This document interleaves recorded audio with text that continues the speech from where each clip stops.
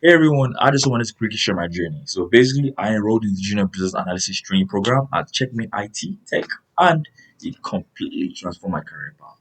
The training covered everything from business process modeling, requirement gathering, documentation, stakeholder communication, and data analysis to mastering things like Jira, MS Excel, and SQL.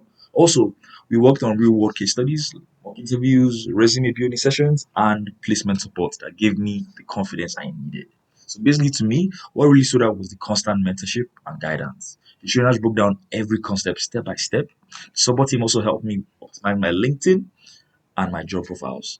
At the same time, I also received personalized coaching on how to approach interviews and, as a business analyst. So basically, what I'll say is within weeks of completing the training, I secured the role as a junior business analyst, as you know, something I could not have done without this program. So if you're serious about starting your career in business analysis or you want to upgrade your skills, highly recommend the junior business analyst role that Checkmate IT. It worked for me and I'm confident it can work for you.